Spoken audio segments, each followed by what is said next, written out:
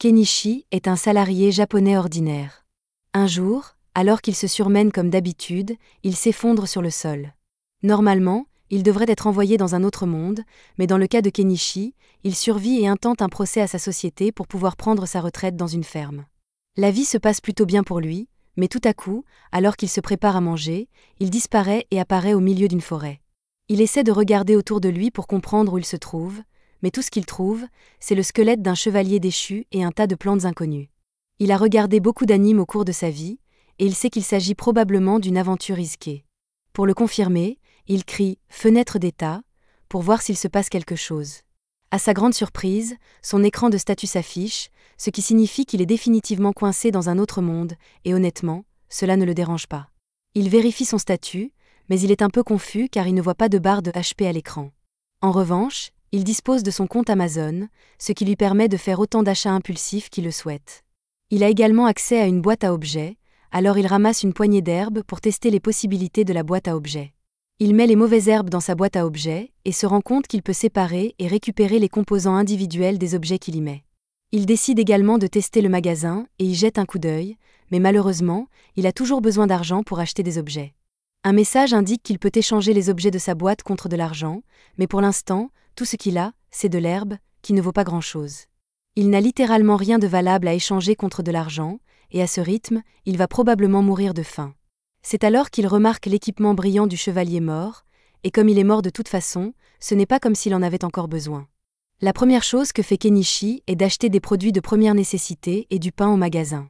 Ensuite, il enterre le squelette du chevalier pour lui rendre hommage et quitte la région sur le nouveau vélo qu'il a acheté.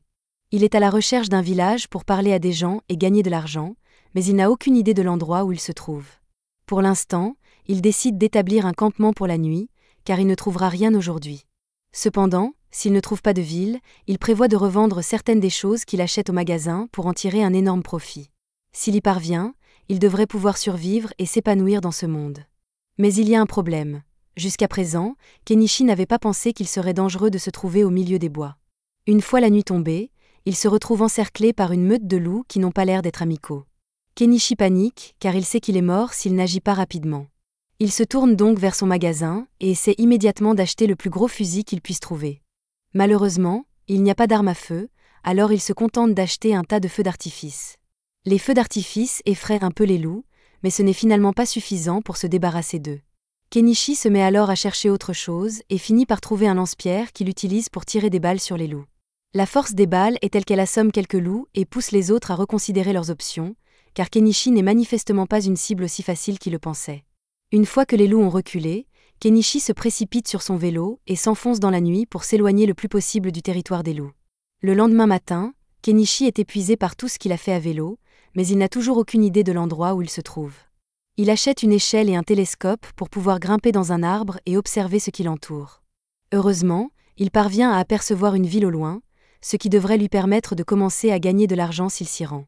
Il commence son long voyage à travers les prairies, mais lorsqu'il arrive enfin à la route principale, il manque de se faire écraser.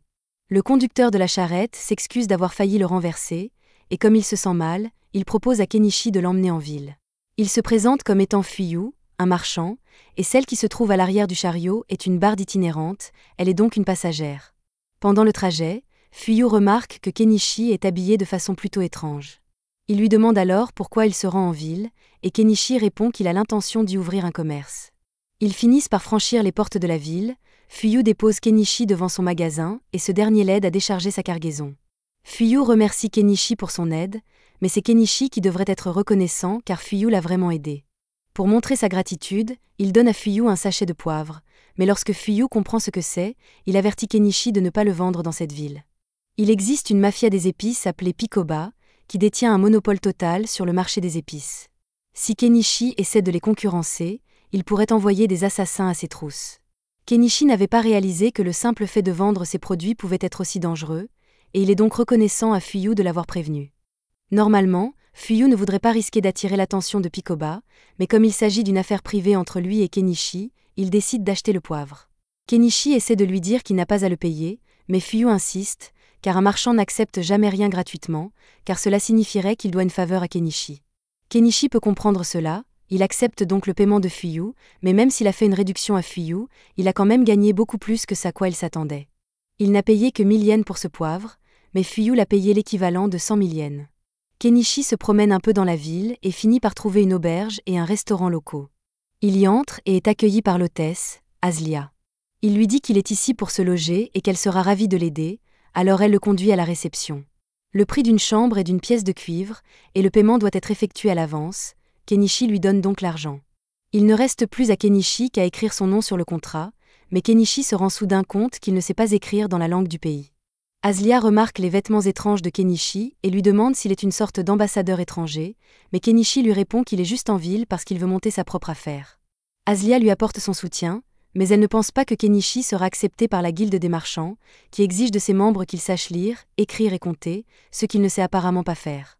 Kenichi sait parfaitement lire et écrire, mais il ne comprend pas la langue de ce pays. Quant aux mathématiques, il est plutôt doué, donc cela ne devrait pas poser de problème.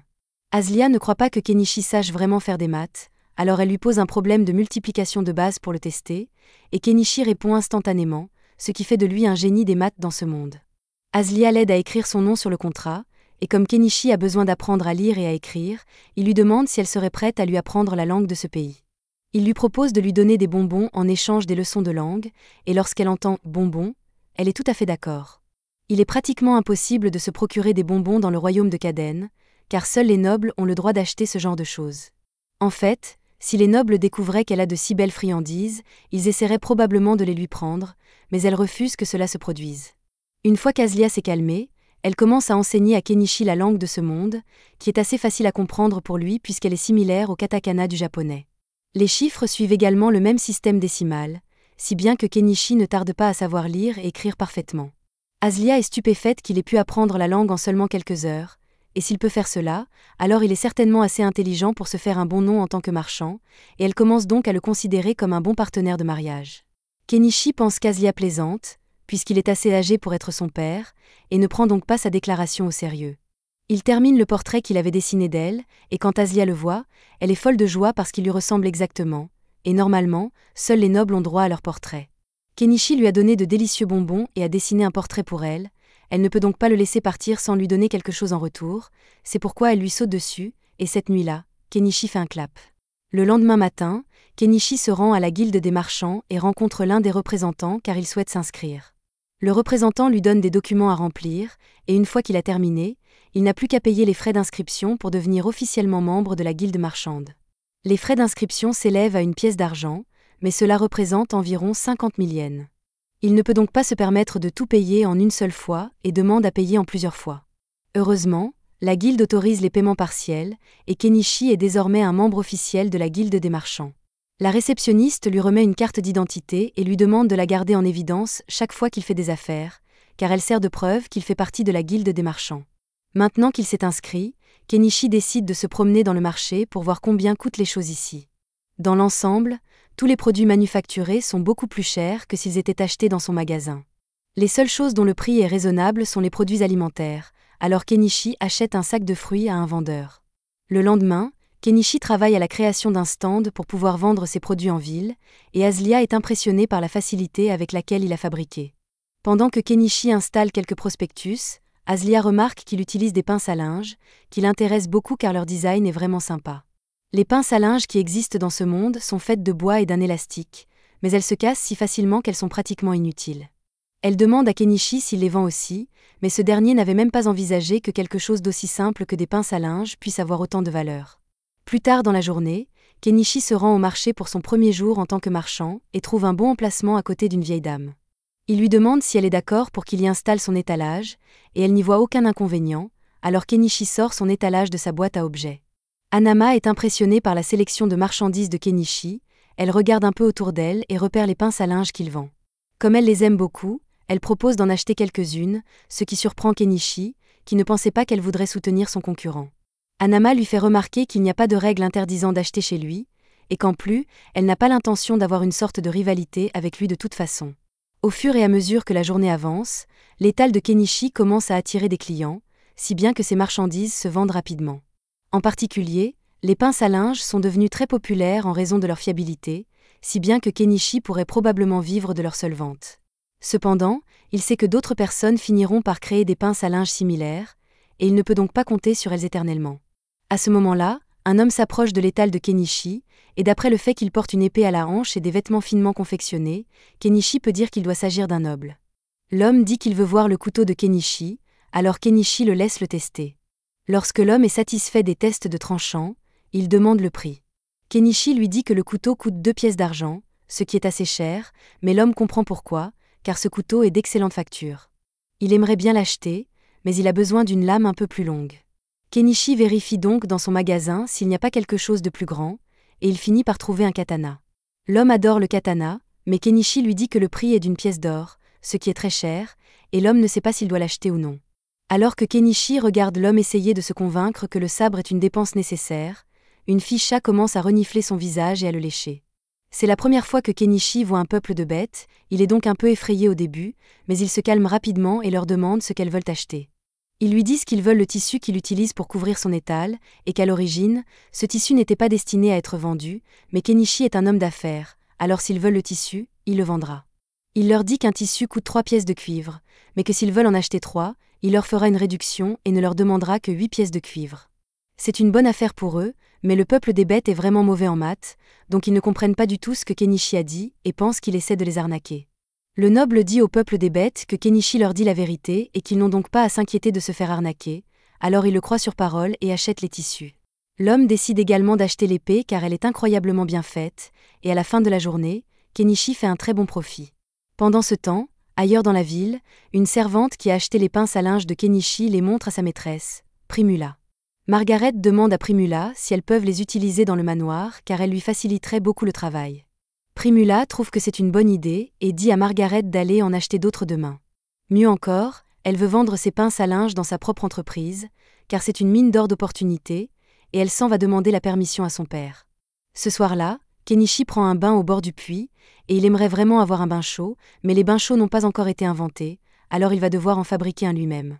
Il regarde dans le magasin pour voir s'il y a quelque chose qu'il pourrait utiliser pour faire un bain chaud, et trouve par hasard un tonneau à vendre. Il a donc l'intention de le remplir d'eau et de le mettre sur le feu pour qu'il puisse à nouveau prendre un bain chaud. Si son idée fonctionne, il pourra peut-être en tirer profit. Par ailleurs, Kenichi a beaucoup profité de l'écran de sa boutique en ligne, mais il n'a aucune idée de son fonctionnement ni de la façon dont les colis lui parviennent. Pour être honnête, c'est bien trop beau pour être vrai, et Kenichi craint qu'on lui vole son âme en guise de compensation, mais pour l'instant, il ne sert à rien de s'inquiéter, alors il décide d'aller dormir. Pendant ce temps, dans la forêt, il y a une petite fille nommée Anémone, et elle est actuellement en fuite.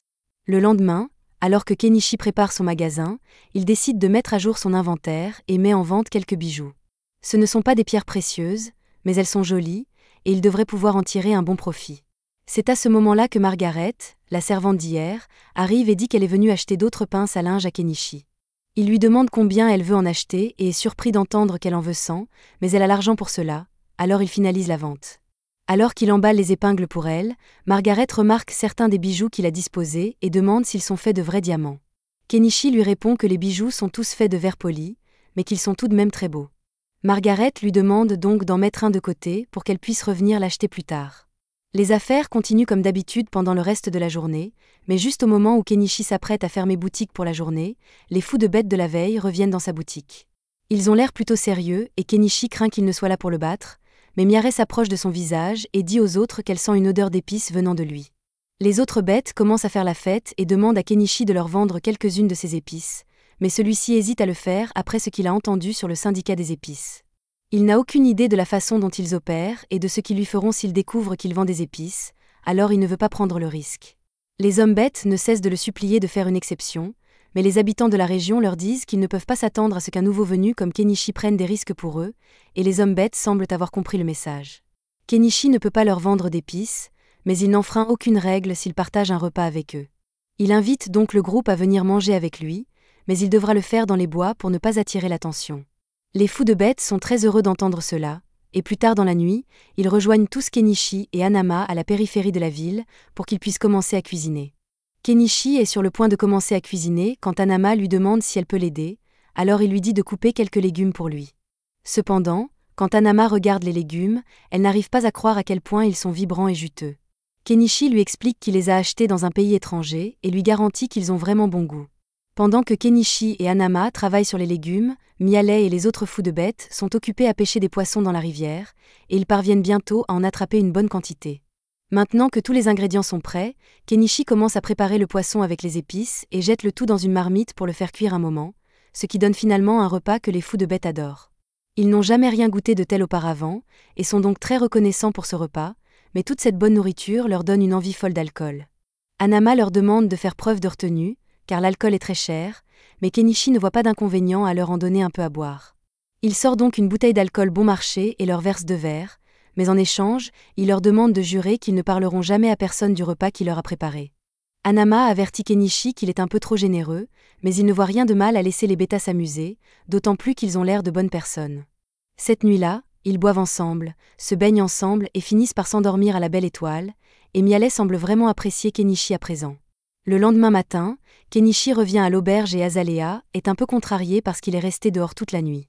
Kenichi essaie d'expliquer qu'il n'a fait que passer la nuit avec un couple de beast folk à l'extérieur de la ville, mais à en juger par la fourrure de femme-chat sur sa veste, elle pense que Kenichi a fait bien plus que passer la nuit, et elle est furieuse qu'il ait choisi de le faire avec une femme-chat plutôt qu'avec elle.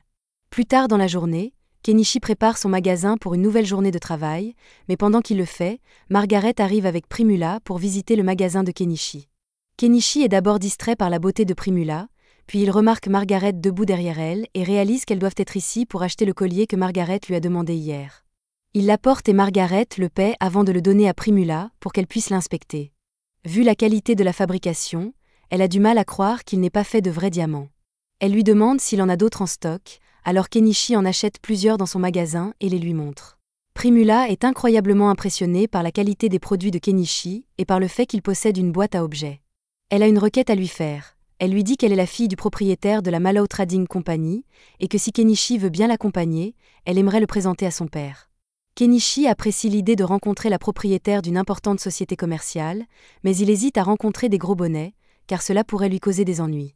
Cependant, Hanama lui dit que le père de Primula est bien connu en ville et que tout le monde dit que c'est un homme de bonne moralité, donc Kenichi n'a pas à s'inquiéter d'avoir des ennuis avec lui. Kenichi accepte donc d'accompagner Primula, qui l'invite à se joindre à elle dans sa calèche pour rencontrer son père. En chemin, Primula lui montre des répliques de pinces à linge qu'elle a fabriquées, et bien que la forme en bois soit assez facile à copier, la pince en métal était trop complexe à fabriquer pour son artisan. Kenichi comprend pourquoi ils n'ont pas réussi à trouver la solution, car même lui ne sait pas comment les ressorts sont fabriqués, mais il sait que c'est un processus compliqué. Ils finissent par arriver à la maison de Primula, et Kenichi est stupéfait de voir à quel point elle est immense, mais comparée aux maisons des nobles d'ici, Primula dit qu'elle est en fait assez petite. Ils entrent et Kenichi est présenté au père de Primula, Mallow. Ils se saluent tous les deux, et Mallow invite Kenichi à s'asseoir pour qu'ils puissent commencer leur discussion. Une fois installés, Kenichi montre à Mallow quelques-uns des bijoux qu'il possède, et Mallow est aussi impressionné que Primula. De plus, Primula lui dit que Kenichi possède une boîte à objets, ce que Mallow trouve intéressant car il en a une lui aussi. C'est grâce à sa boîte à objets qu'il a pu monter sa société commerciale à ce niveau. Il pense donc que Kenichi pourrait réussir en l'utilisant correctement, même si pour l'instant, il ne l'utilise que pour stocker ses provisions. Quoi qu'il en soit, la raison pour laquelle Mallow souhaitait rencontrer Kenichi est qu'il voulait discuter de la possibilité que Kenichi devienne le fournisseur officiel de la société Mallow. Kenichi s'attendait à une telle proposition et suppose que Mallow a l'intention de la commercialiser de manière à maximiser ses profits. Cependant, si c'est ce que Mallow recherche, Kenichi lui demande pourquoi il n'a pas continué à acheter les articles de son magasin à bas prix pour les revendre plus tard. Mallow aurait certainement pu le faire, mais c'est une tactique commerciale sournoise, et si Kenichi découvrait qu'il revendait ses produits sans autorisation, il ne serait pas très content. De plus, le fait d'avoir une conversation directe avec Kenichi donne à Mallow un avantage sur ses concurrents, qui finiraient par l'approcher à leur tour. Cela dit, Mallow souhaite entamer des négociations en vue d'un partenariat et propose à Kenichi de lui verser 50% du prix de vente au détail de ses produits. Kenichi aurait pu demander mieux, mais cela ne le dérange pas, car sa boutique en ligne lui rapporte déjà beaucoup d'argent. Il accepte donc l'offre de Mallow, et les deux hommes se serrent la main. Il signe officiellement le contrat de fourniture, et les premiers articles qu'il fournit à Mallow lui rapportent plus d'1 million de yens. Cependant, lorsque Primula voit tous les beaux bijoux que Kenichi a en stock, elle en tombe amoureuse et demande à son père si elle peut les acheter à Kenichi pour elle-même. Mallow n'y voit aucun inconvénient et Primula lui propose de lui payer 10 pièces d'or, ce qui équivaut à 2 millions de yens. Pour la première fois depuis son arrivée, Kenichi a un solde bancaire à 8 chiffres. Puisqu'il s'en sort si bien, Il décide de commencer à mettre en place sa vie tranquille et achète une maison dans son magasin. Le lendemain, il quitte les murs de la ville et part dans la forêt à la recherche d'un bon endroit pour y installer sa maison. Avant de partir, il informe Azalea de son plan pour qu'elle ne s'inquiète pas, mais elle trouve un peu étrange que Kenichi choisisse volontairement de vivre dans la dangereuse forêt au lieu de rester en ville. Une fois qu'il a trouvé un bon endroit, Kenichi achète un désherbeur et commence à aménager la zone, mais il se heurte à un problème, car même si les autres articles de son magasin sont plutôt bon marché, le carburant est toujours cher, quel que soit le monde dans lequel on vit. Il n'y a rien qu'il puisse faire, alors il s'accommode du coût élevé et continue à travailler jusqu'à ce qu'il ait réussi à se frayer un chemin pour entrer et sortir de la forêt. Après cela, il doit commencer à se débarrasser de tous ces arbres, il achète donc une tronçonneuse et commence à couper. Après plusieurs heures de travail acharné, Kenichi a finalement réussi à couper un grand nombre d'arbres dans la région, et il ne lui reste plus qu'à les écarter du chemin. Cependant, lorsqu'il essaie de placer les arbres dans sa boîte à objets, il n'y parvient pas. Il semble que les arbres soient trop longs pour y entrer, il va donc devoir ressortir sa tronçonneuse et les couper en morceaux plus faciles à gérer. Il finit par raccourcir les arbres en bûches de 10 mètres, ce qui lui permet de les ranger dans sa boîte à objets, et il a presque fini d'enlever les arbres. La seule chose qui lui reste à faire est d'enlever toutes les souches, mais cela va demander beaucoup de travail et le soleil se couche déjà. Le lendemain, Kenichi retourne dans la forêt pour terminer le travail, mais après avoir creusé la souche pendant un moment, il se rend compte que c'est beaucoup trop de travail pour un homme d'âge moyen comme lui, et plutôt que de s'abîmer le dos, il décide d'acheter une pelleteuse. Cependant, une fois qu'il l'a vue, il se rend compte qu'il vient de dépenser 1,2 million de yens pour de la machinerie lourde parce qu'il ne voulait pas faire de travail manuel. Il le regrette un peu, mais en même temps, cela signifie qu'il n'aura pas à travailler aussi dur, alors peut-être que l'investissement en valait la peine. Il démarre le moteur, mais il se rend compte que cet engin fonctionne au diesel et que son magasin n'en vend pas du tout. Il commence à paniquer, car ce serait un énorme gâchis s'il ne pouvait pas utiliser la pelleteuse après avoir dépensé tant d'argent pour elle. Il réfléchit un instant et se rend compte qu'il pourrait probablement fabriquer son propre diesel en mélangeant du kérosène et quelques additifs. Mais au moment d'essayer, il se rend compte qu'il pourrait détruire le moteur de la pelleteuse s'il se trompait dans les proportions du mélange, alors pour être sûr, il décide de tester d'abord son mélange sur un générateur diesel. Après l'avoir rempli, il essaie de le mettre en marche et il semble fonctionner correctement. Il sait donc que son diesel maison fonctionnera avec la pelleteuse et il a l'intention de revenir demain pour terminer le travail. Entre-temps, il doit faire quelque chose pour lutter contre les insectes, et le lendemain, il décide de se rendre dans une boutique de magie locale pour acheter des pierres magiques anti-insectes. Lorsqu'il entre dans la boutique, le sorcier qui en est le propriétaire accueille Kenichi et lui demande d'où il vient, car il ne l'a jamais vu dans le coin. Kenichi explique qu'il est un étranger qui vient d'ouvrir une boutique en ville et qu'il est ici pour acheter des pierres anti-insectes. Le sorcier lui dit que ces pierres coûtent 3 pièces d'argent, mais que c'est très cher. Kenichi essaie donc de faire un marché et propose au sorcier de lui donner 2 oranges s'il peut baisser le prix. Le sorcier n'a jamais vu d'orange auparavant, il pense donc qu'il s'agit d'une sorte de fruit exotique et accepte de faire une réduction à Kenichi pour cette raison. Plus tard dans la journée, Kenichi va parler à Hanama, qui lui dit que le sorcier est un homme très cultivé, et que c'est donc une bonne personne à avoir comme ami. C'est à peu près tout le contraire du criminel recherché Chaga, dont les avis de recherche ont été placardés dans toute la ville. C'est le chef d'un groupe de bandits notoires, et la récompense pour sa capture est très élevée. En fait, cette nuit-là, Chaga organise un raid sur un chariot rempli d'esclaves en cours de transport, et qui sait ce qu'il compte en faire. Le lendemain, Kenichi retourne dans la forêt pour pouvoir enfin utiliser sa pelleteuse, et il ne regrette plus son achat car non seulement elle lui facilite grandement le travail, mais elle est aussi très amusante. Maintenant, rien ne peut l'empêcher de réaliser son rêve de vivre une vie tranquille dans les bois, mais après avoir dépensé autant d'argent pour la pelleteuse, il est dangereusement proche de la faillite, et il va donc devoir mettre un frein à tout progrès dans la construction. C'est la fin de l'épisode 2. Abonnez-vous pour ne pas manquer la suite.